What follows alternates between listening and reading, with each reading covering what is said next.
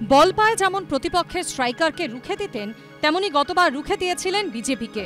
এবারও সেই ধারা বজায় রাখতে মাঠে নেমে পড়েছেন তিনি হাওড়া লোকসভা কেন্দ্রের তৃণমূল কংগ্রেস প্রার্থী প্রসূন বন্দ্যোপাধ্যায়।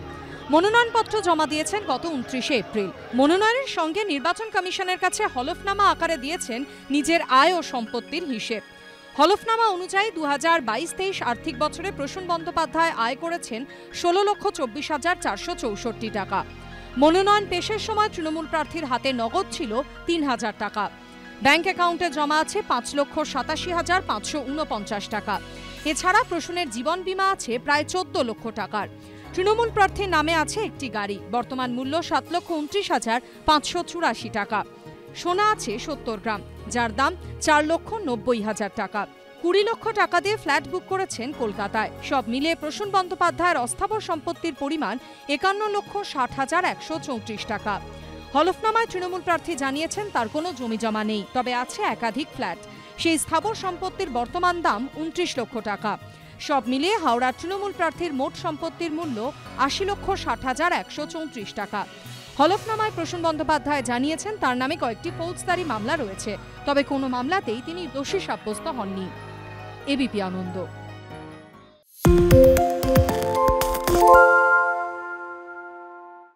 যেখানে রাহুল গান্ধীকে সোনিয়া গান্ধীকে ইডি ডেকে পাঠায়, সেখানে বিজেপির এজেন্ট অধীর চৌধুরীর সারদায় নাম থাকার পরেও একটা সামান বিজেপি পাঠায় না। বলুন আপনারা স্বীকার করেন এই ভদ্রলোক বিজেপির এজেন্ট নাকি না? ভালো কথা, তার সিআইডি আমাকে ধরছে না কেন? সারদা কেলেঙ্কারি এতদিনের কেলেঙ্কারি, তা সিআইডি কে ধরতে কে মানা করেছে? মঙ্গলবারে ভোট হয়েছে মুর্শিদাবাদে। চতুর্থ দফায় ভোট রয়েছে অধীর চৌধুরীর গড় বলে পরিচিত বহরমপুরে। এখনো অবধি অধীরের দুর্গ ধসাতে পারেননি মমতা বন্দ্যোপাধ্যায়। এবার মরিয়া তিনি এবং অভিষেক। অধীরের রাজনৈতিক সাম্রাজ্যের পতন ঘটাতে গুজরাতের বরোদা থেকে ইউসুফ পাঠানকে নিয়ে এসেছেন তৃণমূল নেত্রী। বুধবার ইউসুফ পাঠানকে সঙ্গে নিয়ে প্রচার করেন অভিষেক বন্দ্যোপাধ্যায়।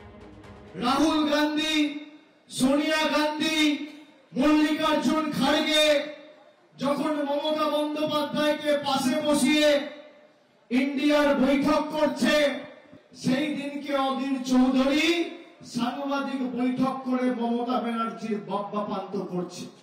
আমি প্রত্যেকটা তথ্য কংগ্রেসের নেতৃত্বকে পাঠিয়েছি। আমি নাম করব না, कांग्रेसের নেতৃত্ব আমাকে বলেছে যে देखो उसको मैंने भी वार्निंग दिया है कि एक साथ लड़ना है, तुम ऐसे बीजेपी के बातों में मत आओ, मेरा बात भी नहीं सुनता है, जरूर उसका कुछ कमजोरी होगा। कमजोरीটা কি? কমজোরিটা কি? ইন্ডিয়া জোট তো ভেঙেছে, মমতা নিজে সেটা ঘোষণা করে ভেঙেছে, বলার কিছু নেই। এখন 3 দিনকার ছোড়া কি বলে না বলে আমার জানা নাই। মমতা ব্যানার্জি তার যে নেত্রী সেই বলেছে আমি ইন্ডিয়া জোট মানবো না। আর অধীর চৌধুরীর নামে দোষ দিলাম না, কারণ অধীর চৌধুরী অত্যাচারের বিরোধিতা করবে, সন্ত্রাসের বিরোধিতা করেছে, করবে। যখন জোট হচ্ছিল, যখন মমতা ব্যানার্জি বলছিল আমি জোট করে দিলাম, তখনও অধীর চৌধুরী ছিল, আজও অধীর চৌধুরী আছে। একটা হচ্ছে বিজেপির প্রার্থী নির্মল বাবু, আর একটা হচ্ছে বিজেপির ডামি ক্যান্ডিডেট অধীর চৌধুরী। তিনি বলছেন তৃণমূলকে ভোট দেওয়ার থেকে বিজেপিকে ভোট দেওয়া ভালো। উনি নিজেও ভোট দিতে যাবেন, নির্মল বাবুকে ভোট দেবেন। উনি তৃণমূলকে ভোট দেবেন না, কংগ্রেসকে ভোট দেবেন না। আমি আপনাকে বলছি শুনে রাখুন। আর আরেকটা ভবিষ্যৎবাণী করে দিয়ে গেলাম, অধীর বাবু 2 নম্বর হবে না, 3 নম্বর হবে বহরমপুরে। যে তুমি খোকা বাবু বা তোমার পিসি তোমরা এখানে দাঁড়াও, আমি চেয়েছিলাম যদি হারি আমি রাজনীতি ছেড়ে দেবো। 1, 2 নম্বর আজও বলছি এখানকার হার যদি তৃণমূল নেত্রী মমতা ব্যানার্জি বলে আমার হার হবে, এখানকার হার যদি খোকাবাবু বলে আমার হার হবে, তারপর যদি হারে ওরা যদি রাজনীতি ছাড়ে, আমি তাহলে এই চ্যালেঞ্জ অ্যাকসেপ্ট করছি। বুধবার রবীন্দ্র জয়ন্তী।